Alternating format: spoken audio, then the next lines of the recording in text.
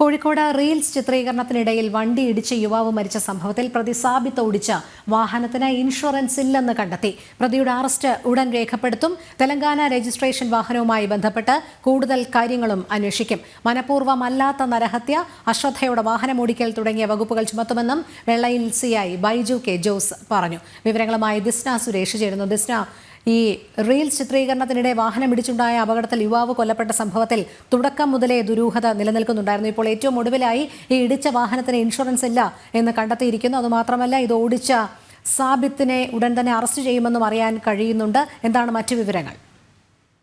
തീർച്ചയായും ഈ റീൽസ് അതിദാരുണമായ ഒരു ദുരന്തം തന്നെയായിരുന്നു ഇന്നലെ കോഴിക്കോട് ജില്ലയിൽ ഉണ്ടായത്. ഈ സംഭവവുമായി ബന്ധപ്പെട്ട പോലീസിന് ഏത് വാഹനമാണ് ഇടിച്ചത് എന്ന് സംബന്ധിച്ചുള്ള സ്ഥിരീകരണം ലഭിക്കാത്തൊരവസ്ഥയുണ്ടായിരുന്നു. എഫ്ഐആറിലടക്കം ഡിഫൻഡർ വാഹനമാണ് ഇടിച്ചത് എന്നൊരു സ്ഥിരീകരണം നൽകുന്നു. പിന്നീട് ഡിഫൻഡർ അല്ല, ബെൻസ് വാഹനമാണ് ഇടിച്ചത് എന്നൊരു നിഗമനത്തിലേക്ക് പോലീസ് എത്തുന്നു. മോട്ടോർ വാഹന വകുപ്പും അതിനുള്ള തെളിവുകളൊക്കെ തന്നെയും ലഭ്യമായിട്ടുണ്ട് എന്നൊരു കാര്യം വ്യക്തമാക്കുന്ന ഒരു സാഹചര്യം ഉണ്ടായിരുന്നു. എന്നാൽ ഈ സംഭവത്തിൽ ഇപ്പോൾ സ്ഥിരീകരണം ഉണ്ടായിരിക്കുകയാണ്. പ്രധാനമായും ഇൻഷുറൻസ് ക്ലെയിമുമായി ബന്ധപ്പെട്ട ഒരു കാര്യത്തിന് വേണ്ടിയാണ് ഇവർ ഇത്തരത്തിൽ മൊഴി മാറ്റി. മൊഴിയിൽ അവ്യക്തതയുണ്ടായിരുന്നു. അത്തരത്തിൽ മൊഴിയിൽ വൈരുദ്ധ്യം ഉണ്ടായതുകൊണ്ട് തന്നെയാണ് പോലീസിന് ഇത്തരത്തിൽ സ്ഥിരീകരണം വൈകാനുള്ള ഒരു കാരണം എന്ന് തന്നെയാണ് പോലീസ് അധികൃതർ വ്യക്തമാക്കുന്നത്.